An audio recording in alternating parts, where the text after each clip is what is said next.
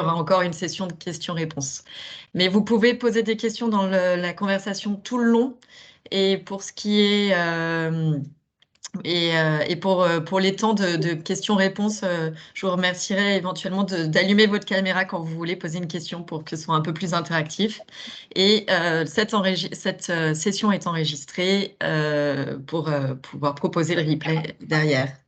Voilà, je vous laisse la parole. Merci encore, Johan, d'être avec nous ce matin. Et donc, je vous laisse nous raconter comment vous avez mis en place des solutions pour réduire la facture énergétique au sein d'Hexagone.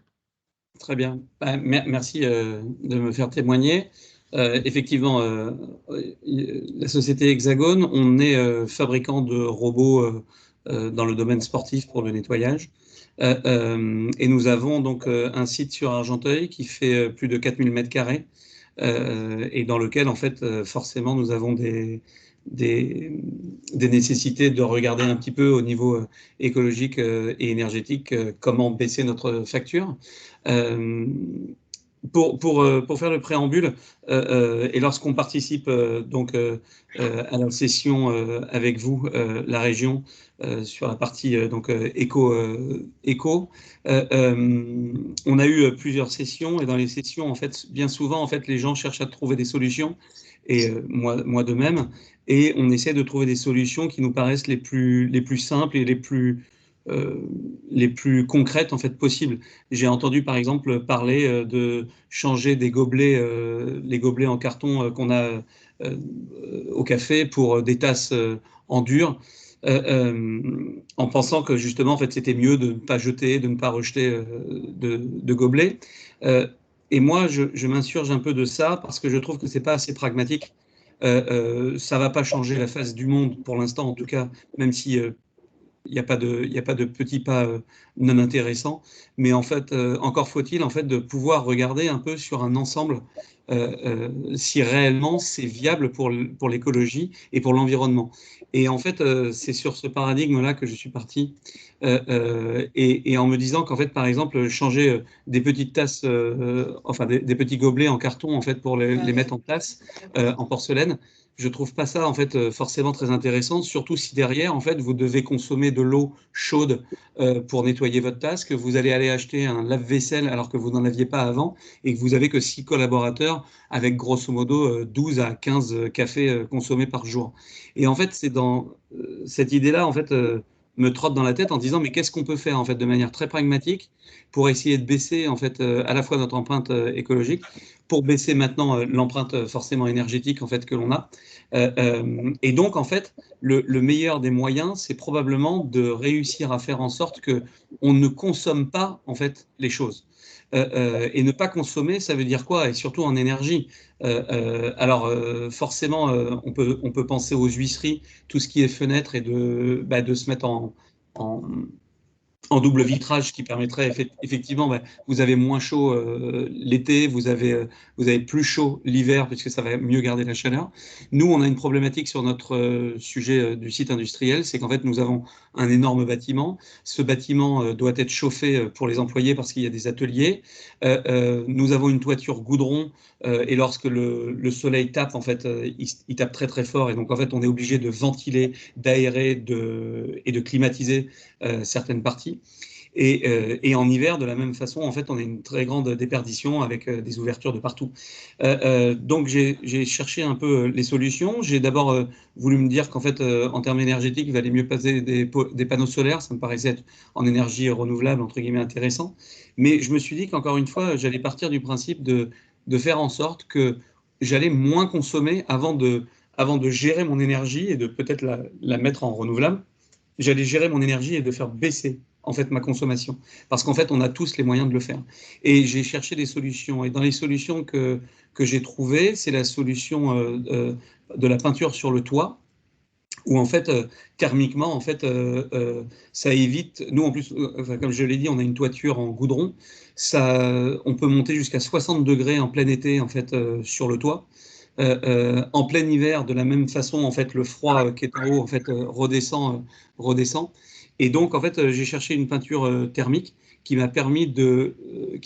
en fait de faire baisser en fait ça, puisqu'en fait ça reflète le soleil et donc en fait ça repart, les UV repartent. Et donc par exemple lors de l'installation, on a fait les essais, et c'était en septembre, on l'a fait en mi-septembre, il faisait encore beau à l'époque là. Mi-septembre, en fait, il y avait 45 degrés sur la toiture goudron et juste à l'endroit où on a fait la peinture blanche, en fait, on était tombé à 23 degrés. Donc, il y a vraiment un effet réel et sérieux. J'ai compris que, a priori, la toiture me bouffait 40% de mon énergie. Et donc, en fait, je chauffais en fait, le toit en permanence ou je le climatisais en permanence, je le refroidissais. Et donc là, on est en train de ressentir les premiers effets. On n'a pas encore vécu une canicule, puisqu'on l'a fait qu'en septembre, et donc on n'a pas encore vécu un été. Par contre, ce qu'on peut commencer à considérer, c'est l'hiver. L'hiver, en fait, ça nous a permis d'améliorer notre isolant. Et donc, en fait, déjà, on commence à le ressentir sur la puissance de chaleur dans les ateliers, puisque, en fait, les gars mettent les gars et les filles d'ailleurs, mettent en place les radiateurs et en fait, on voit que les radiateurs se stabilisent assez vite. En fait, et après, tout au long de la journée, en fait, il y a une température un peu constante sans que le radiateur ait besoin en fait de chauffer. Et on commence à sentir on commence à sentir des réductions. En fait, je consomme à peu près 250 à 270 kilowatts actuellement par jour, lorsque j'avais en fait 360 à 380 l'année dernière. Donc on commence à sentir quand même l'effet sur les radiateurs en fait, parce que là c'est vraiment les radiateurs qui poussent ou pas.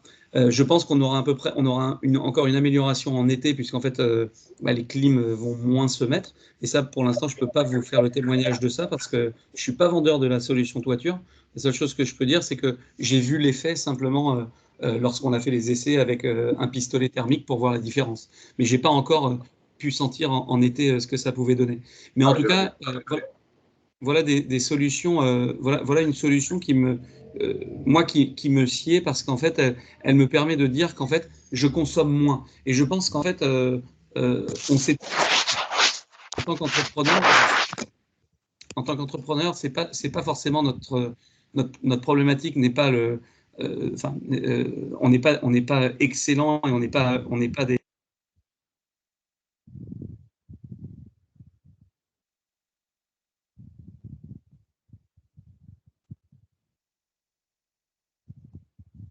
Votre micro est coupé. Ouais, ça y est, c'est revenu. Vous m'entendez? Ouais. Je disais, on n'est pas des experts en géothermie, en énergie.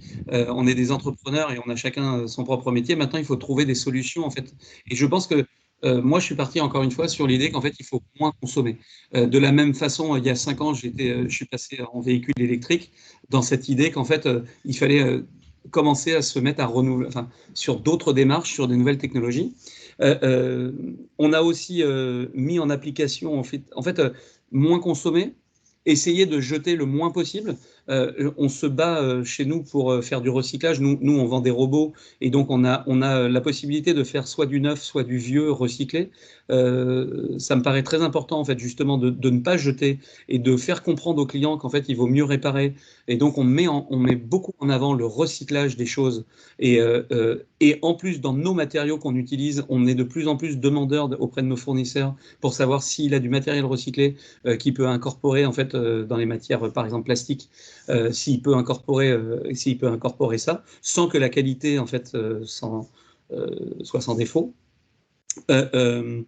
Le fait de jeter aussi, ça paraît complètement idiot, mais par exemple, on avait des bennes ouvertes, on a demandé à avoir des bennes non ouvertes, enfin de pouvoir en fait les fermer, parce qu'en fait il y avait de l'eau de pluie qui rentrait en fait dans dans toute la benne, et en fait on a du métal, on a ces choses-là, et je voulais pas qu'en fait il y ait de l'eau qui puisse ruisseler et qu'en fait on vienne polluer les eaux. Alors c'est à très très faible échelle parce qu'on n'a pas un impact énorme, mais en fait c'est plein de petits détails comme ça.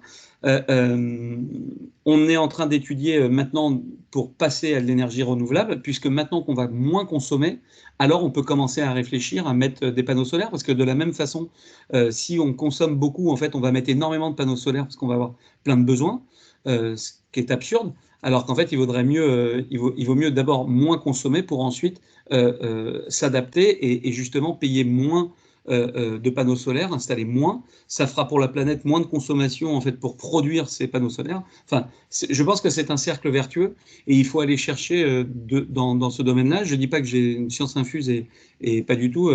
Bon là, vous m'avez permis de témoigner, mais c'est plus d'essayer de mettre en œuvre en fait des choses assez pragmatiques et de réfléchir sur la globalité. Encore une fois, je reprends l'histoire du gobelet parce avec lequel j'ai commencé et avec lequel je vais conclure. C'est qu'en fait, euh, l'histoire du gobelet, elle est très intéressante parce que ça prouve que quelqu'un veut faire une démarche et qu'il a envie de la mettre en œuvre. C'est super. Mais en même temps, il faut se poser la question si en fait ce petit gobelet en fait que je vais pouvoir en plus recycler potentiellement, est-ce qu'en fait il consomme ou pas plus ou moins du moment où il est produit jusqu'au moment où en fait il est recyclé et reparti dans le cycle. Et c'est celle-là, enfin je pense que c'est ça le plus important, c'est qu'on commence tous à comprendre en fait à quel point en fait on est sur une chaîne et on n'est qu'un élément de la chaîne. Je pense qu'on l'avait compris avec les animaux en se disant qu'en fait on était dans une chaîne alimentaire. Je pense qu'en fait dans le recyclage on est à peu près aussi dans une chaîne et qu'il faut essayer de comprendre ça et que chaque démarche que l'on fait doit être réfléchie en amont, en aval. Et voilà un peu les histoires. Pour parler aussi d'énergie, mais celle-là, c'est plus dans le CO2 et dans la consommation. Moi, on avait beaucoup de moules à injecter et on avait pas mal de pièces faites en Chine et on est en train, pareil, de les faire revenir en Europe une à une. C'est pas simple, c'est pas évident, ça coûte de l'argent.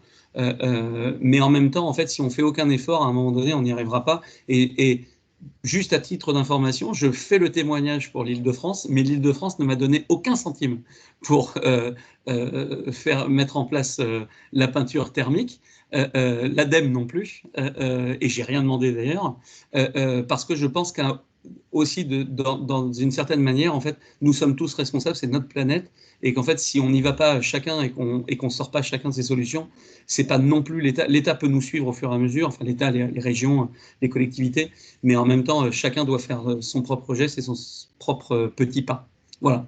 J'espère que j'ai été assez clair et que vous avez pu voir mon témoignage. Si maintenant vous avez des questions, je peux y répondre. Alors, en tout cas, n'hésitez pas à allumer votre caméra si vous voulez prendre la parole. C'est plus sympa de savoir à qui on parle. Merci. Voilà, je vois qu'il y a monsieur Jean-Marc Huros qui lève la main, donc allez-y, la parole est à vous. Tout d'abord, bravo Monsieur Chouraki. Bonjour. La question que je me posais, c'est plein de petits pas. Quels sont les prochains que vous aimeriez faire? Les prochains, on est donc sur les panneaux solaires, on est en train de regarder un peu sur les panneaux solaires. On est pour les collaborateurs de mettre des composts, en fait, de mettre des possibilités de compost, en fait, et que chacun vienne, puisqu'en fait, on a de la place ici, alors que des fois, un appartement, c'est quand même compliqué, ça peut sentir, il peut y avoir des choses, donc ça, on est en train de le faire. On est sur des balles, on est en train pour le recyclage, en fait, des cartons et tout ça, on va acheter pour faire des balles, ce qu'on appelle des balles de carton, en fait, pour pouvoir compacter, pour pouvoir mieux après l'emmener au recyclage. Et puis on va regarder aussi pour maintenant, encore une fois, pour encore moins consommer sur la partie huisserie, pour voir si on passe en double vitrage. Je dis pas qu'on va le faire dans l'année, mais ça fait partie des choses. Et continuer par la partie production, continuer en fait aussi, pareil, par exemple, et vous nous connaissez, Monsieur Ross, pour nous avoir vus, on va rester pour l'instant sur des batteries, batteries pour les visseries, des choses comme ça, en fait, pour les collaborateurs dans les ateliers, par rapport à l'air comprimé, parce que je suis en train de comprendre que l'air comprimé, c'est pas terrible du tout pour l'environnement, qu'en fait, a priori, c'est pas top top. Donc, en fait, voilà, des choses comme ça, en essayant qu'à chaque fois qu'on fait maintenant des choses, on essaie de les comprendre aussi avec la vue écologiste, en fait, économie d'énergie, mais aussi planète, en fait, environnementale, et d'essayer de voir à chaque fois, justement, dans les petits pas, est-ce que ce qu'on est en train de faire, ça apporte quelque chose, et si on peut l'améliorer, c'est tant mieux, quoi. Maintenant, dans les grands pas, ouais, les panneaux solaires. Écoutez, je vous remercie. À l'occasion, quand je passerai à côté de chez vous, je viendrai voir tous ces petits pas parce qu'on va apprendre plein de choses. Avec Merci bien. plaisir. Gérard Lux, vous voulez prendre la suite? Oui, j'ai deux petites questions. Enfin, la première, est-ce qu'on aura les coordonnées de Johan? Parce que je vois Johan, mais j'aimerais bien le contacter pour lui poser des questions un peu plus précises, Oui, pas de souci. notamment sur la peinture. Je confirme en fait que le toit, l'isolation du toit est hyper importante. Moi, j'ai 1000 mètres carrés de toit que j'ai fait tripler en isolation. Ça m'a donné des résultats exceptionnels. Et j'ai tenté sur 10 mètres carrés, mais sur une pièce bien à part, la peinture. Et Oui, effectivement, ça donne d'excellents. J'ai vécu en Hollande très longtemps et à Amsterdam, vous avez les toits qui c'est du bitume.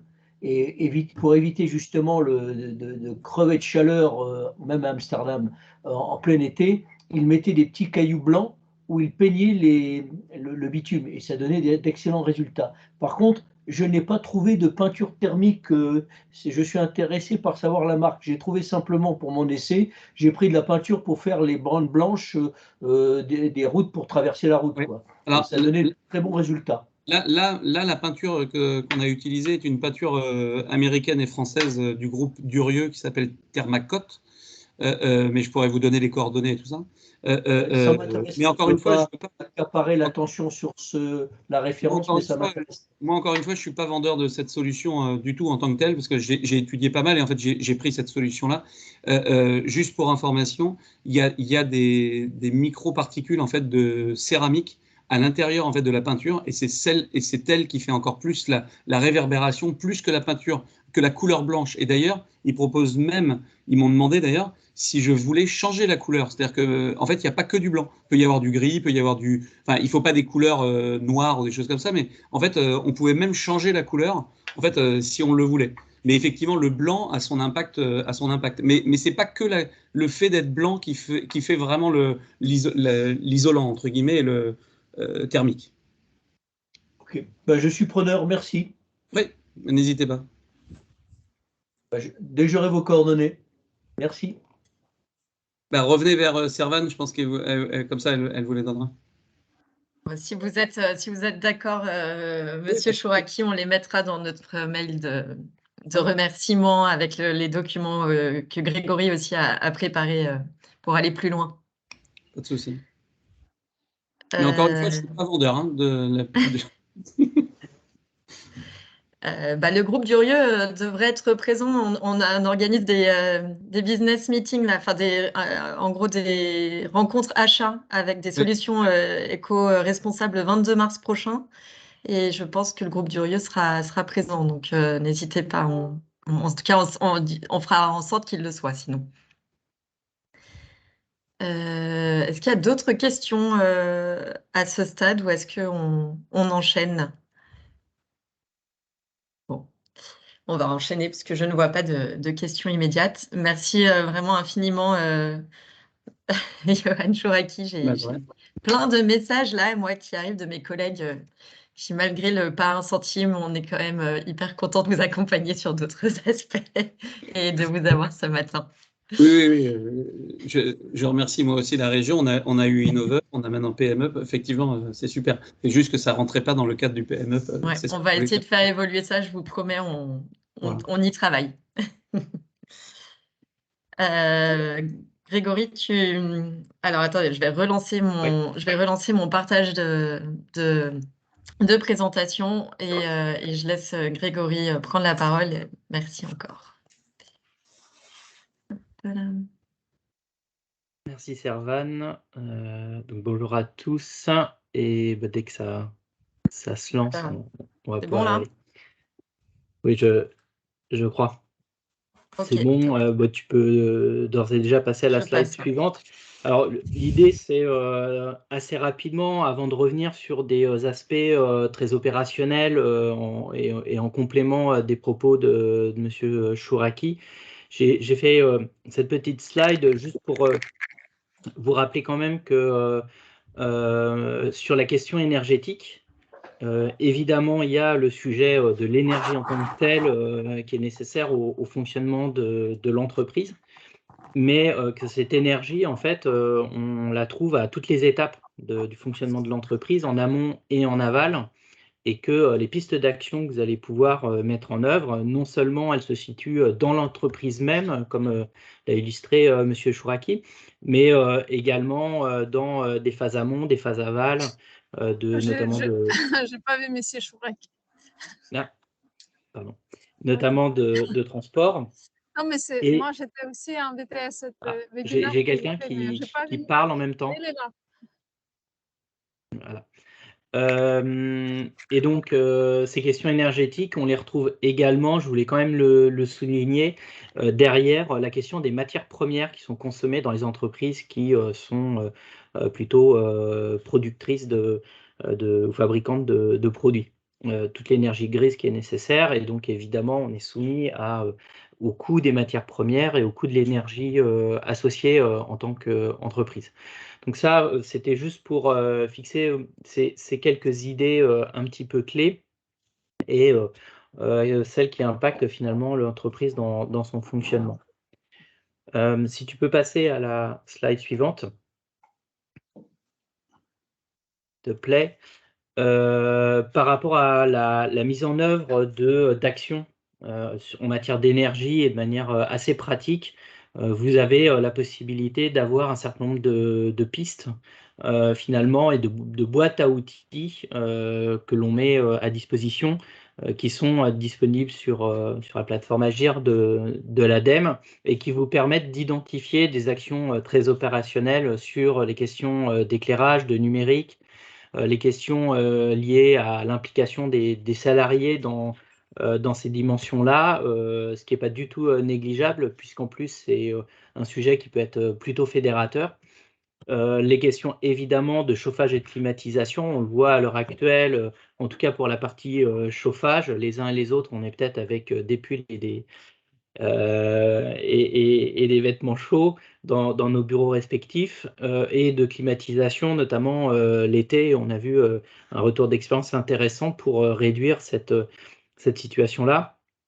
Et puis d'autres pistes autour du management de l'énergie.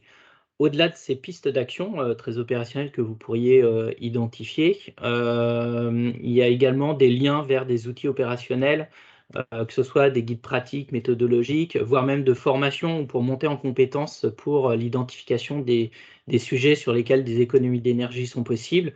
Je pense à un certain nombre de MOOC gratuits, d'une formation qui s'appelle ProRéféi sur référent énergie dans l'industrie, et d'un certain nombre d'outils, cahiers des charges ou documents sur lesquels vous pouvez vous appuyer pour avoir des éléments clés de discussion avec vos interlocuteurs sur la mise en place d'un système de management de l'énergie, par exemple, pour mieux piloter le sujet, de la réalisation de diagnostics ou d'actions autour de sujets plus spécifiques sur l'air comprimé, la ventilation ou la réfrigération.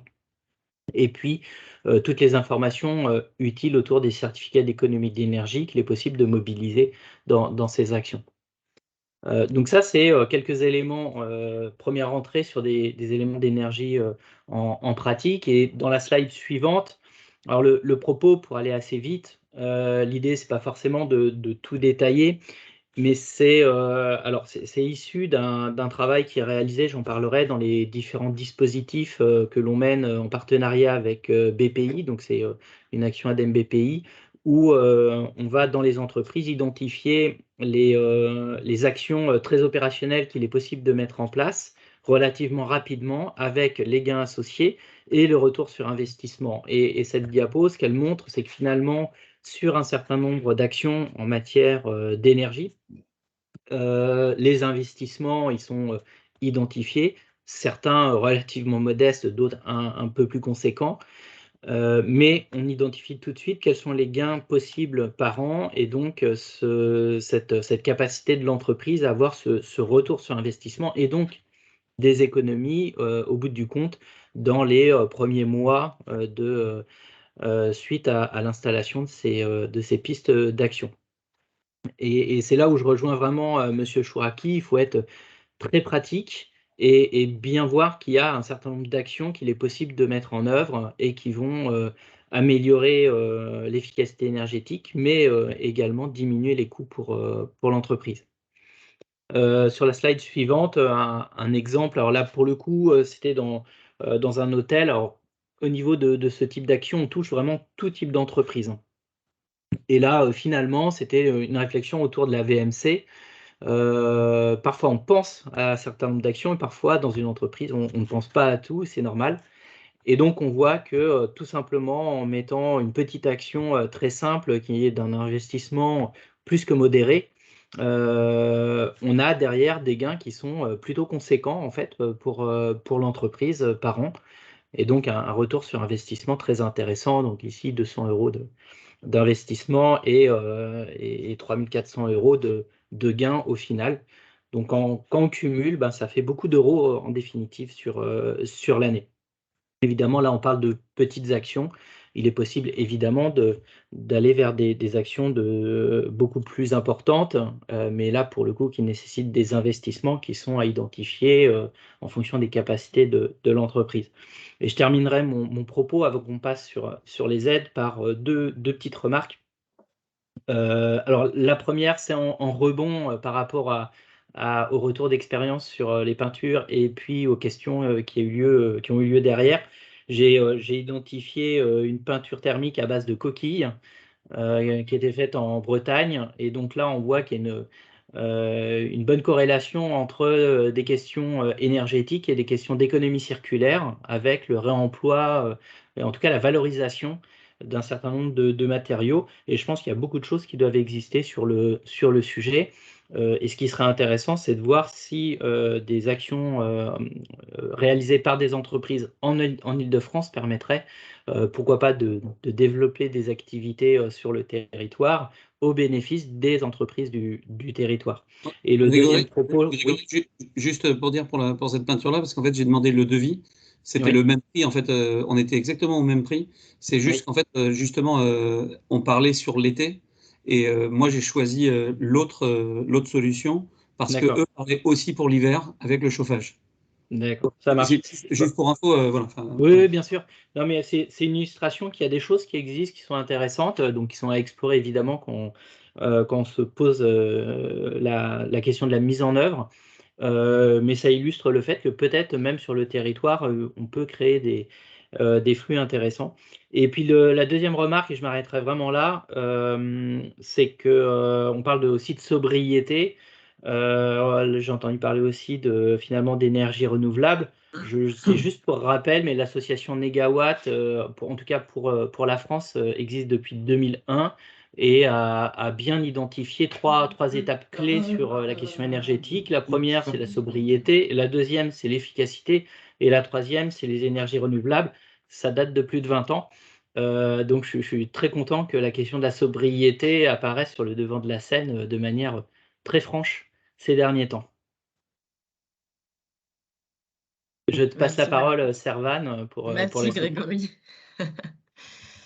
En fait, on va enchaîner sur d'autres aspects assez concrets qui sont les aides, qui sont à votre disposition pour passer à l'action sur différents aspects entre sobriété, efficacité et énergie renouvelable. On a un premier volet sur les aides franciliennes. Et donc, Vanessa, si tu veux nous présenter le chèque efficacité énergétique qui vient de sortir, qui est plutôt une aide. Vas-y, Vanessa, si tu es là, je te laisse. Voilà. Merci, Servane. Donc, bonjour à tous. Donc, oui, je vais vous présenter donc, le chèque efficacité énergétique qui a été lancé très récemment, puisqu'il a été lancé la semaine dernière. Donc, il s'adresse aux entreprises sous statut de société ou d'entreprises individuelles qui ont un effectif inférieur à 20 salariés. En termes d'objectifs, on vise un double objectif, à la fois donc d'inciter, d'aider les entreprises qui sont impactées par la hausse du coût de l'énergie à investir et faire des économies d'énergie à court et moyen terme, mais aussi à les inciter à s'inscrire dans une démarche de transition écologique à plus long terme. Ce qu'on prend en charge dans le cadre de ce chèque efficacité énergétique, on a un gros volet sur tout ce qui est équipement basse consommation, le remplacement d'équipements énergivores, donc notamment tout ce qui est production de chaleur. Je vous donne juste quelques exemples parce qu'on a une liste assez précise. Donc, par exemple, l'achat de pompes à chaleur, des radiateurs basse température, ou encore tout ce qui est production de froid, donc le remplacement d'appareils frigorifiques anciens et consommateurs d'énergie, notamment alors pour le secteur plus particulièrement de l'alimentation ou tout ce qui est voilà, commerce de détail ou les restaurants par exemple, mais aussi des appareils frigorifiques type réfrigérateur, etc., plus classiques. On peut prendre aussi en charge tout ce qui est dépenses d'éclairage comme des luminaires LED, ou encore pour faire des économies d'eau, par exemple ce qu'on appelle des mousseurs qui peut intéresser le secteur de la coiffure.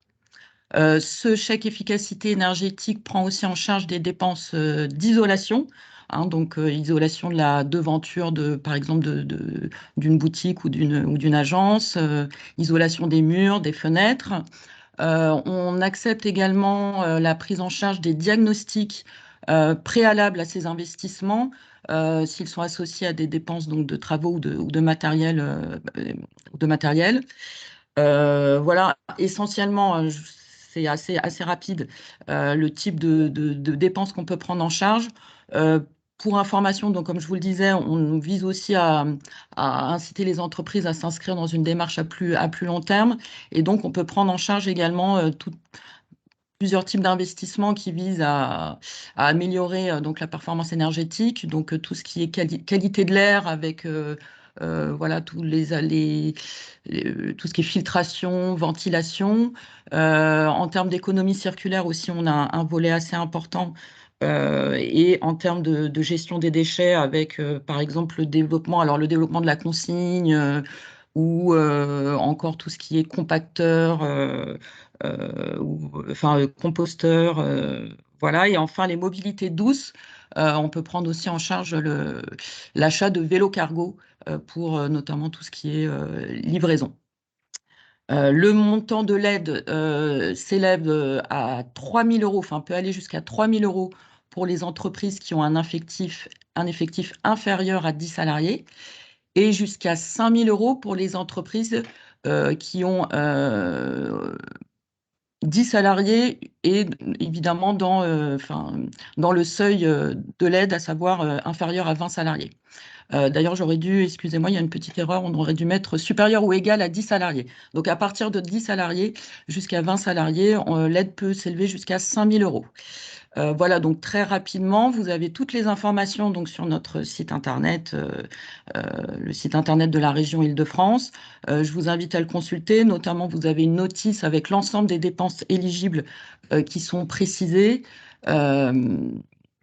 Parce qu'évidemment, on ne prend pas en charge n'importe quel type d'équipement, hein. L'enjeu, c'est aussi de s'assurer de la valeur, de la plus-value en termes écologiques. Et donc, il y a quelques critères techniques à respecter qui sont précisés dans cette fiche pour que votre équipement puisse être éligible. En termes de démarche, c'est assez simple, c'est sur notre plateforme régionale classique Mes démarches Île-de-France. Et juste pour information, au moment où vous déposez votre demande, vous devez joindre directement au moment du dépôt de la demande, joindre les factures acquittées. Voilà, puisqu'il s'agit de traiter directement en fait vos investissements. Voilà, dans un temps qu'on espère, un traitement dans un temps qui soit assez limité. Voilà très rapidement la présentation de cette aide. Je crois que ça enchaîne ensuite sur les autres aides régionales et qu'on prendra vos questions un peu plus tard. Voilà, merci. Merci beaucoup, Vanessa. Et effectivement, les questions, vous pouvez aussi les mettre dans la conversation si vous préférez. Comme ça, si vous avez peur d'oublier votre question. Alors, est-ce que Paul Oui. va enchaîner? Oui, Ouais, du coup, merci. bonjour à tous. Moi, je suis chargé de mission au sein du service climat et énergie de la région sur la thématique du développement des énergies renouvelables et les études qui sont préalables. Donc, pour vous présenter concrètement les études qu'on subventionne, du coup, des études de faisabilité technique, économique, financière et juridique pour les projets d'énergie renouvelable. Donc, qu'on parle de chaleur ou froid renouvelable ou d'électricité renouvelable. Je vois aussi juste une petite coquille que j'ai fait, excusez-moi, sur la slide. Le montant des aides peut aller jusqu'à 70% de l'investissement et pas jusqu'à 60%. Donc 70% pour les TPE et 60% pour les PME. Donc, c'est une aide qui est faite avec l'ADEME, donc via le fonds chaleur, pour permettre justement d'aider à la réalisation de ces études. Et une fois ces études entreprises, donc tu peux passer la slide d'après, on finance du coup les projets dans un premier temps d'énergie renouvelable électrique. Donc concrètement, c'est majoritairement en Île-de-France des projets photovoltaïques, donc en injection ou en autoconsommation, non cumulables avec les tarifs d'obligation d'achat faits par EDF. Et pour des montants allant jusqu'à 2 millions d'euros de subventions et jusqu'à 50% de l'investissement.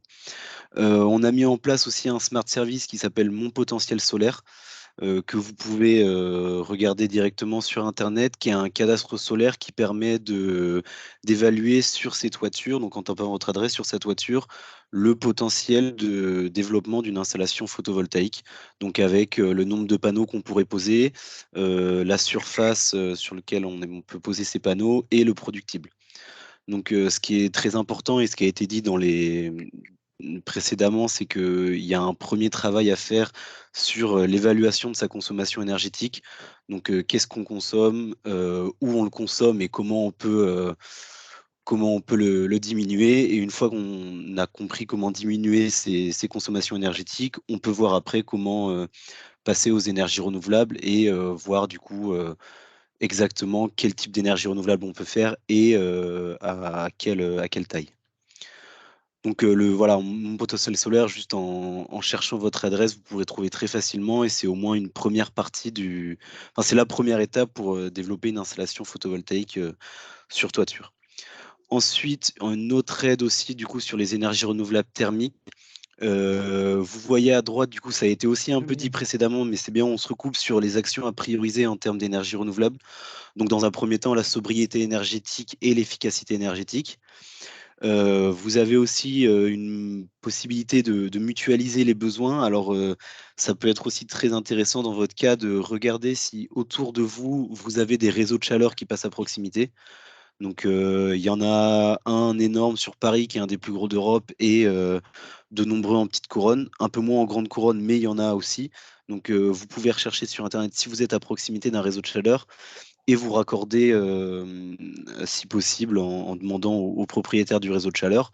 C'est des réseaux de chaleur avec des prix de l'énergie qui étaient déjà en moyenne moins chers qu'avant la crise ukrainienne. Et du coup, maintenant, on défie toute concurrence. Donc, c'est une première étape à faire. Et ensuite, il y a les solutions en pied de bâtiment qui sont subventionnables par la région, avec aussi une optimisation, une priorisation qui doit être faite en fonction des technologies, la récupération de chaleur fatale, la géothermie, puis la biomasse. Les installations géothermiques, du coup, sont subventionnables par la région. Enfin, d'ailleurs, toutes ces technologies sont subventionnables par la région et par l'ADEME via un appel à projet qui est conjoint, avec des aides qui vont aux alentours de 30 à 40% de l'investissement en général. Ce qu'il faut bien savoir pour les projets de chaleur et froid renouvelables, mais aussi pour les projets d'énergie renouvelable électrique, c'est que les subventions sont faites pour diminuer le temps de retour sur investissement. Donc, par rapport à une installation classique, déjà sans subvention, le temps de retour sur investissement est en général autour de 10-12 ans, donc par rapport à des installations qui durent entre 25 et 30 ans. Et là, avec les subventions régionales et de l'ADEME pour la chaleur et le froid, on tombe à des temps de retour sur investissement de 5 à 7 ans en moyenne. Donc en fait, voilà, pour des installations qui aujourd'hui ont des durées de vie qui sont de plus en plus longues, l'apport de ces subventions permet d'avoir des temps de retour sur investissement et des taux de rentabilité interne qui sont très très faibles. Et donc vous pourrez avoir plus d'informations sur le site ou contacter directement, ou nous contacter directement via les adresses mail génériques. Merci beaucoup, Merci. Paul. N'hésitez pas, oui, voilà, toujours à poser vos questions. Après, enfin, dans le chat, je veux dire, dans un premier temps. Est-ce que Grégory, tu veux reprendre la parole pour présenter les aides ADEME? Oui, je vais reprendre la parole et puis je vais être en complément de ce qui a été présenté juste avant, parce que ça a été évoqué. On a un travail conjoint avec la région sur un certain nombre de dispositifs, je ne vais pas les reprendre. Le point important, c'est que déjà, pour trouver les dispositifs de l'ADEME, il y a un seul endroit, c'est la plateforme Agir pour la transition, pour laquelle vous pouvez créer votre compte et faire le suivi même de vos dossiers derrière.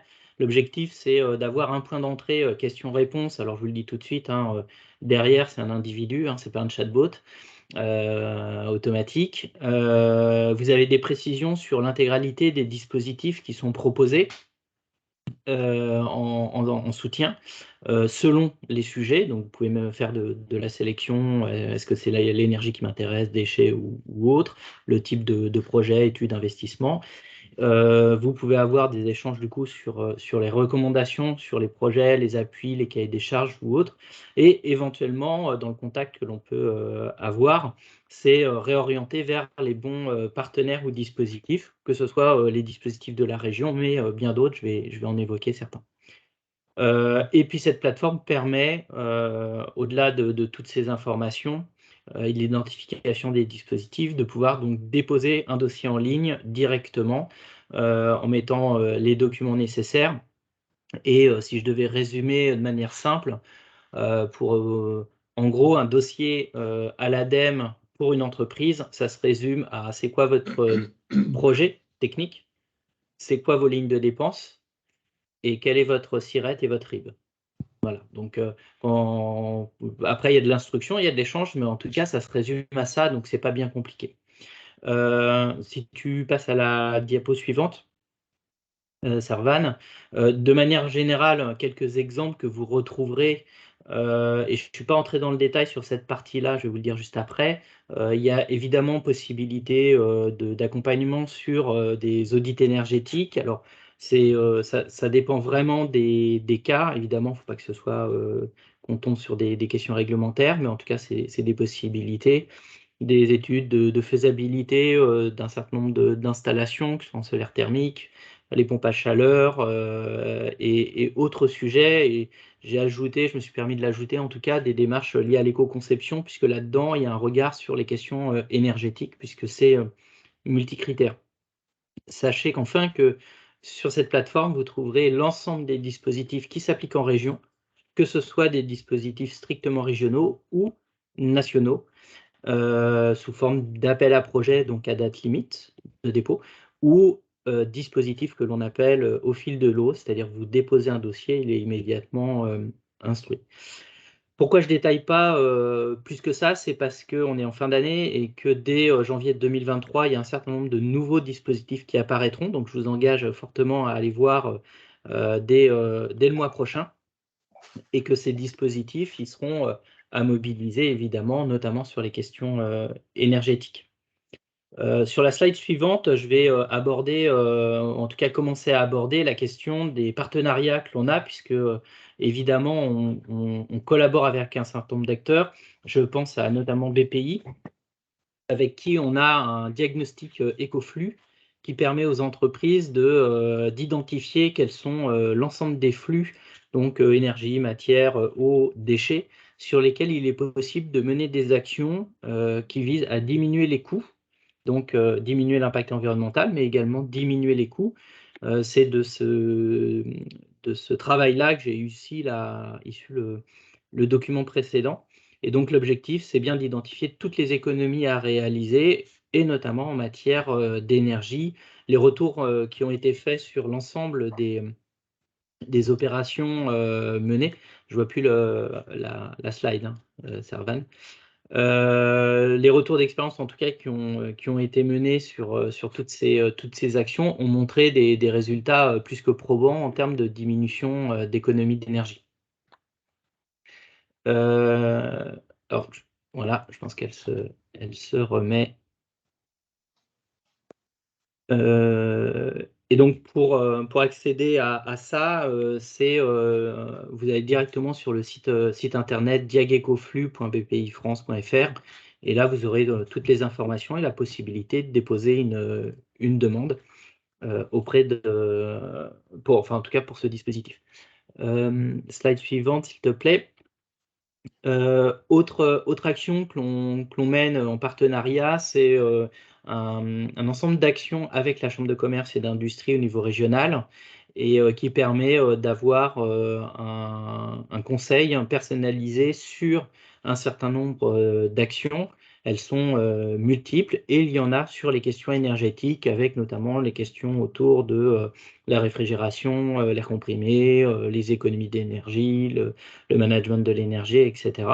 Et ça permet là aussi d'identifier quelles sont les pistes d'action et les outils à mettre en œuvre, notamment la partie pas uniquement diagnostic, mais comment on met en œuvre.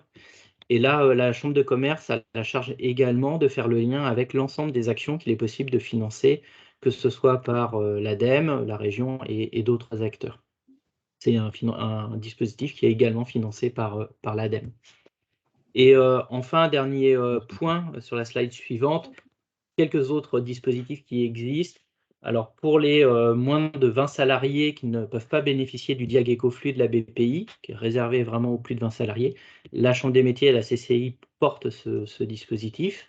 Vous avez également le dispositif SAR qui existe et qui est disponible auprès de France Rénov, qui permet de travailler sur le petit tertiaire privé avec du conseil gratuit, et un dispositif qui est tout récent qui s'appelle Baisse les watts, qui est porté par la Poste également dans le cadre des certificats d'économie d'énergie, qui permet de conseiller les entreprises, les TPE, PME, sur les économies d'énergie à réaliser, et ça intègre également un parcours de formation. Et donc là, je vous recommande vraiment de vous porter votre attention, en tout cas sur ces dispositifs. Je crois que sur ma partie, en tout cas, c'est ça.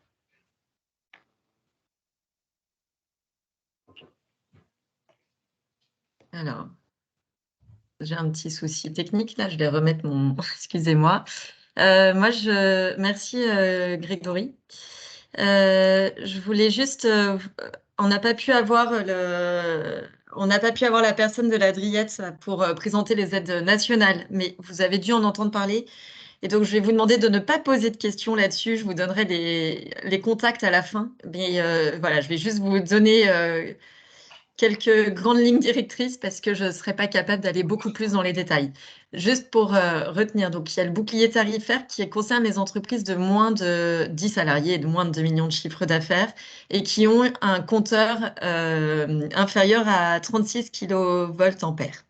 Donc ça, le bouclier, pour ces entreprises-là, il y a le bouclier tarifaire qui était de 4% en 2022 et qui va être à 15% à partir de 2023. Donc ça concerne l'augmentation de votre tarif. En parallèle du bouclier, il y a aussi il y a des aides à la facture, donc qui peuvent aller jusqu'à 4 millions d'euros. Et pour ça, en fait, il y a pas mal de critères. Donc le mieux, c'est de regarder sur le site impôts.gouv.fr/aide gaz électricité, où en fait vous rentrez votre chiffre d'affaires, votre BE, etc. Et ça vous calcule à peu près ce à quoi vous êtes éligible. Pour les entreprises qui sont plus grosses, donc les PME ou les TPE, mais qui auraient une puissance de compteur supérieure à 36 kVA, il y a aussi un amortisseur d'électricité. Donc celui-là, les barèmes ne sont pas les mêmes. Et normalement, ça s'applique directement par le fournisseur sur votre facture. Si jamais il y a un problème, donc il y a ce site qui vous permet de retrouver toutes les données en détail, mais surtout s'il y a un problème, en fait, voilà les contacts que vous pouvez saisir. Donc différents sites internet, et puis pour les plus grosses entreprises, vous pouvez directement contacter le CRP de l'Île-de-France, dont le contact est ici Claire Coqueblin@driette.gouv.fr. Voilà, je ne peux pas vous en dire beaucoup plus, c'est juste pour vous redonner un peu. Je voulais le mentionner dans le paysage des aides qu'on vous a montré aujourd'hui. De toute façon, ce PowerPoint sera mis à disposition à la fin du webinaire si vous voulez retrouver les contacts en détail. Mais voilà, le site internet normalement doit rassembler toutes les infos dont vous avez besoin. Je passe la parole à Léa, Léa Anderson de la Fondation Solar Impulse avec laquelle on a aussi un partenariat et qui labellise la Fondation Solar Impulse labellise des solutions dont Léa va vous parler, sera plus simple. Léa, d'ailleurs, si tu veux partager ton écran, je vais essayer de voir si c'est possible. Alors voilà, est-ce que tout le monde voit bien mon écran? J'imagine. Alors bonjour à toutes et tous. Donc Léa Anderson pour la Fondation Solar Impulse.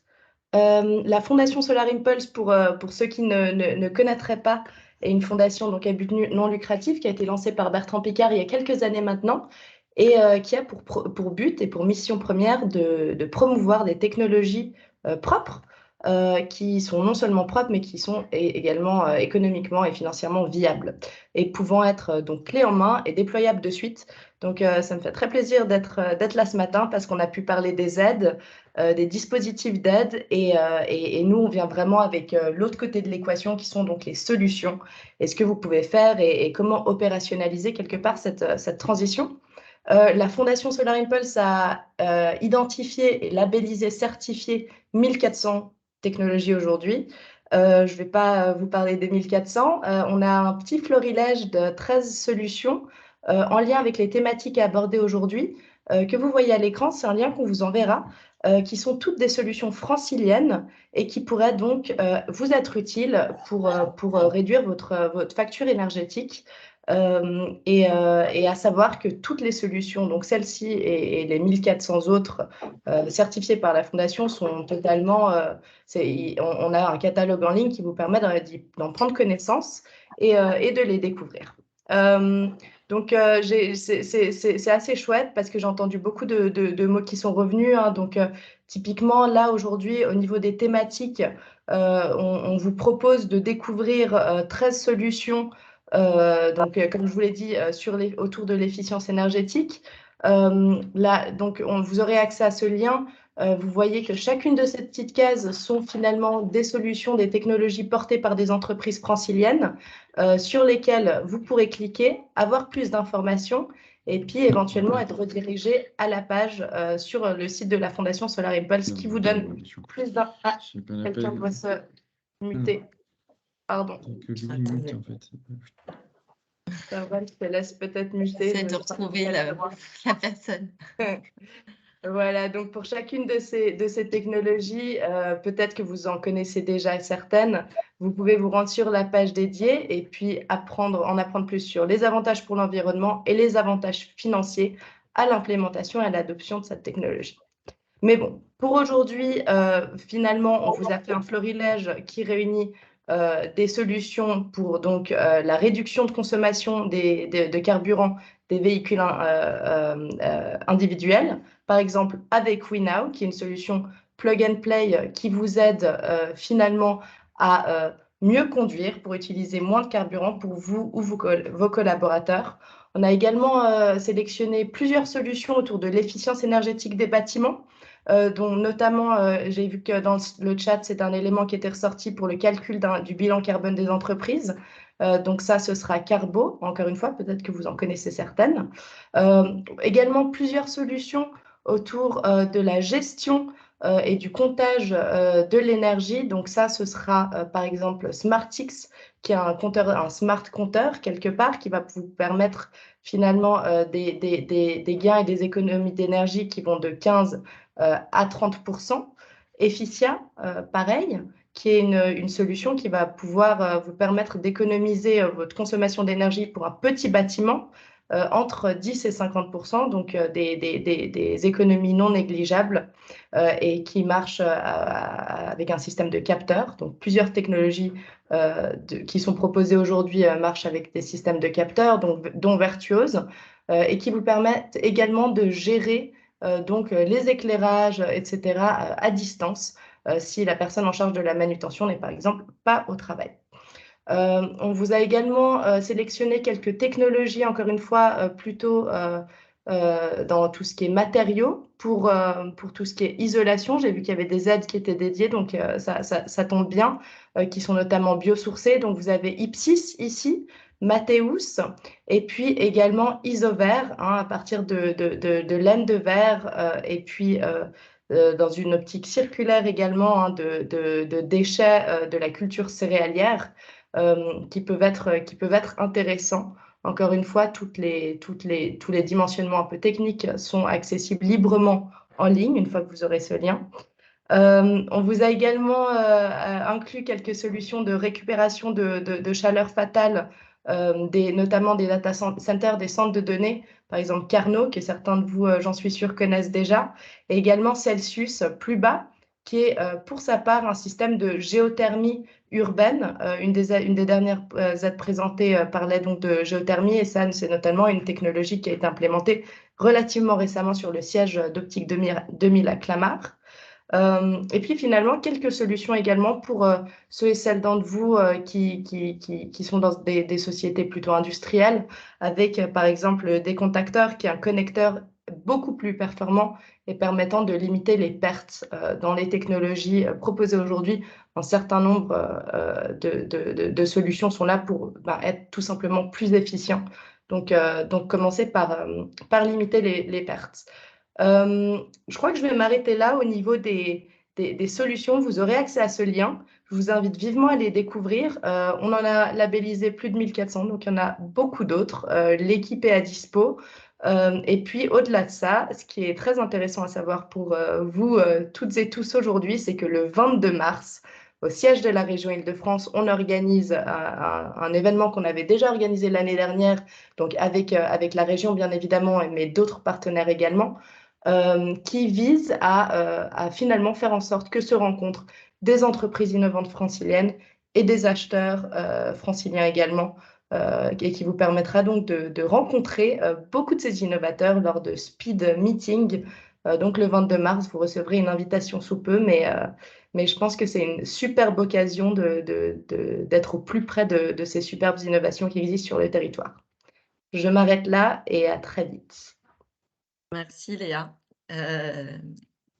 Merci beaucoup. Alors, je vois qu'il y a eu, il nous reste, il reste pas de temps, mais si vous voulez, on peut prendre quand même quelques questions. Je vois que beaucoup de mes collègues et les uns et les autres ont essayé de répondre aux questions qui étaient dans la conversation.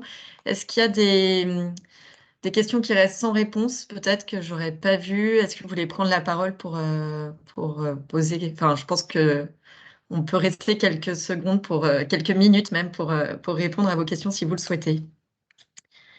Ou à moins que tout le monde ait déjà eu sa réponse. Je regarde dans la conversation.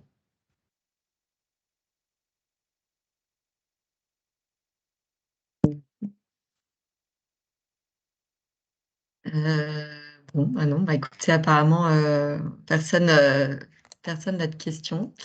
Dans ce cas-là, Grégory, est-ce que tu veux conclure? Ah si, pardon. Allez-y, Madame Piéton. Voilà, bonjour. On a vu un petit catalogue, mais maintenant il faudra les travailler bien sûr, des différentes aides qui sont possibles. En ce moment, moi je suis en train de travailler sur un dossier d'investissement assez important et d'essayer de lister l'ensemble des aides possibles, leur cheminement et comment elles sont construites, hein, sur quelle base, sur quels critères et comment tout ça s'articule. Il y a une règle qui s'applique, qui est la règle fixée par l'UE des minimis, hein, c'est-à-dire qui fixe un maximum d'aide à 200 K. Est-ce que l'ensemble des aides qu'on a vues ce matin rentrent dans cette enveloppe des minimis ou pas? Alors, côté ADEME, en tout cas, je vais répondre. Globalement, les aides de l'ADEME, en dehors de quelques cas très particuliers, n'entrent pas dans les dispositifs aides de minimis. Tout ce qui relève des études, etc., ça n'entre pas dedans.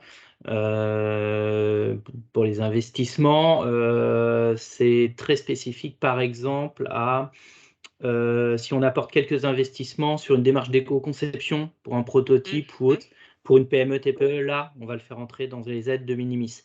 De toute façon, à chaque fois dans l'échange avec l'interlocuteur, cette précision sera apportée puisqu'on vous demande effectivement de remplir le document si nécessaire. D'accord. Ok, merci beaucoup. De même pour la région, si je peux me permettre, pour les aides, on n'est pas soumis au régime d'aide de minimis, on a un régime d'aide propre, donc pour ne pas se limiter justement aux 200 000 € de subventions sur les 3 dernières années. D'accord. Ok.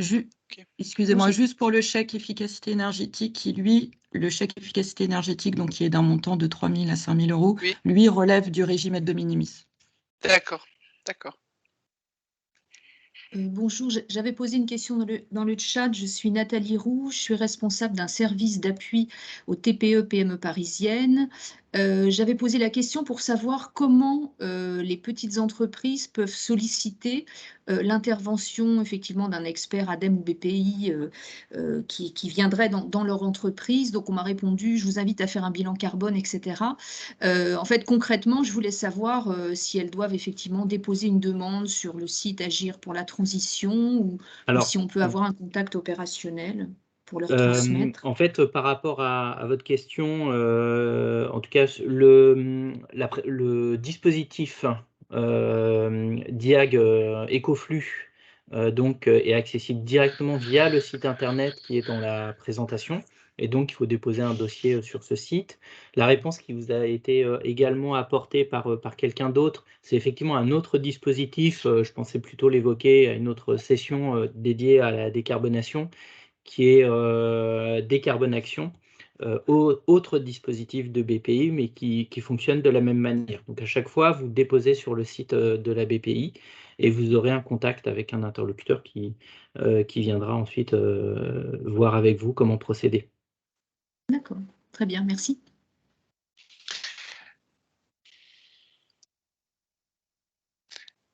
Est-ce que justement pour rebondir, merci beaucoup. Je vais faire très vite. Justement pour rebondir sur le mot que vous venez de prononcer, décarbonation. Pour ma part, j'ai un projet un peu exotique par rapport à l'ensemble des problématiques des membres de ce groupe, puisque j'ai une activité qui est plus agricole entre guillemets, avec aujourd'hui un plan de retournement, un plan de recentrage d'une activité qui va consister à recréer une zone de biodiversité, une zone naturelle, etc. Tout ça a un coût extrêmement important. On ne rentre pas dans un plan d'économie d'énergie puisque, enfin, si on va économiser beaucoup d'eau, on va économiser quand même pas mal d'énergie en termes d'éclairage, donc électrique, puisqu'on a supprimé des zones éclairées. Mais ceci dit, on est surtout avec des coûts liés à la revégétalisation, à la création de nouveaux espaces naturels ou dits de loisirs, mais qui vont être plantés, semés, etc., avec des créations de ruchers, enfin tout un tas de choses qui sont plus liées à la biodiversité. Ce faisant, bien évidemment, ça aura une action, un impact sur la décarbonation, parce que le fait de recréer des zones avec des arbres, avec de l'herbe, avec des plantes et de l'agroforesterie, forcément, ça a un impact. Donc, j'ai quelquefois un peu de mal à me raccrocher à des appels à projets ou à des sujets, enfin traités dans le cadre des aides et des plans d'action. Parce qu'effectivement, on est à mi-chemin entre des actions spécifiquement agricoles, mais je ne rentre pas non plus dans le cadre strictement agricole où on remplace une activité par une autre. Bah, c'est un petit peu compliqué pour moi. Peut-être, je ne sais pas si Paul, au sein de... Oui, je vois que Gladys a envie de prendre la parole aussi.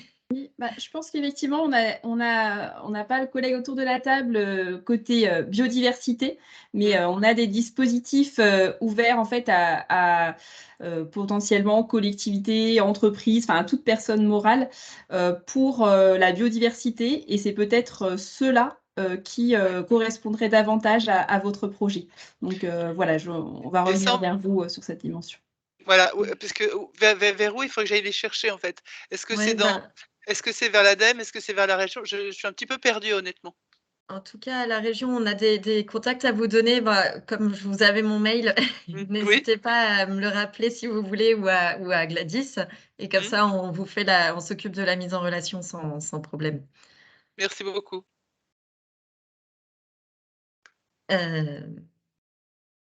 Alors, il y a des nouveaux messages, mais je ne sais pas quelles sont Ouais, les aides je pour les vois entreprises. Ouais, Pardon. pour les entreprises de plus de 20 salariés. Alors, dans les différentes présentations, ça a été souvent évoqué, en tout cas. Moi, je sais que je ne l'ai pas forcément précisé de manière stricte, mais avec le document, ça ira. Globalement, pour la BPI, les dispositifs, c'est au-delà de 20 salariés, de toute façon. Et pour ce qui est de l'ADEME, à peu de choses près, de toute façon, on aide toute structure, quel que soit le nombre de salariés. Donc, les plus de 20, d'autant plus, il n'y a aucun problème.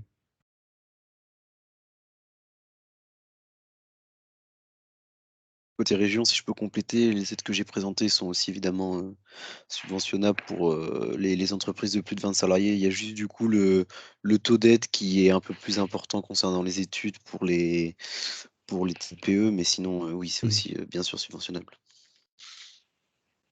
Oui, peut-être un complément, je ne l'ai pas dit, mais de manière générale, c'est vrai que par rapport aux études, les questions de taux d'aide sont là, et même d'ailleurs pour les investissements, mais si on se pose sur les études, en fonction de la taille de l'entreprise, petite, moyenne ou grande, la limite à 50 et 250, c'est 70% d'aide maximum pour les petites, 60 pour les moyennes et 50 pour les grandes. Ce sont des taux maximum.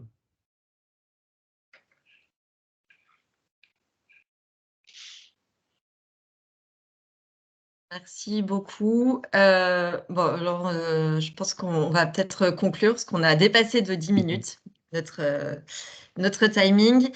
Avant que Grégory nous vous annonce la suite du programme, en tout cas, merci vraiment à enfin, déjà à l'ADEME d'être en partenariat avec nous sur cette action. Je pense que on a l'impression que c'est vraiment utile, en tout cas, qu'on puisse vous donner des panoramas comme ça sur le sujet de la transition écologique. Vous pouvez d'ailleurs nous faire vos retours à Émilie Fleur et moi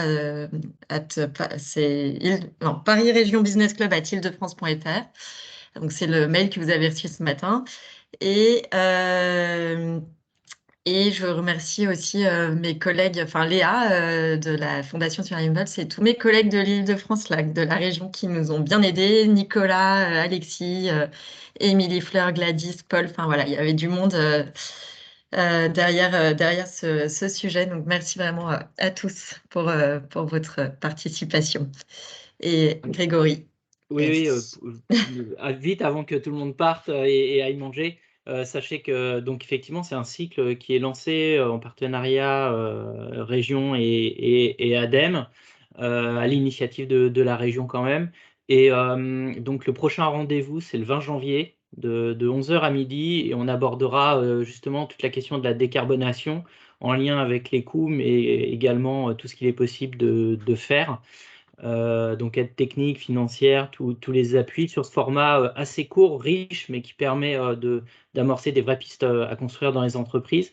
N'hésitez pas à diffuser l'information, et éventuellement, vous pouvez toujours nous faire des retours sur des sujets que vous souhaiteriez que l'on aborde de manière plus précise, de façon à ce qu'on voit comment ça peut s'inscrire dans ce cycle de webinaire qui est lancé pour l'année 2023. Et je vous remercie pour votre participation, évidemment. Bonne journée à tous. Merci. Merci, au revoir. Merci, au revoir. Bonne journée, au revoir. Merci encore. Ah, mais je ne vais même pas remercier Yoann. Un grand merci. De rien, à bientôt. J'ai eu plein de messages là de mes collègues qui me disent « Ah, mais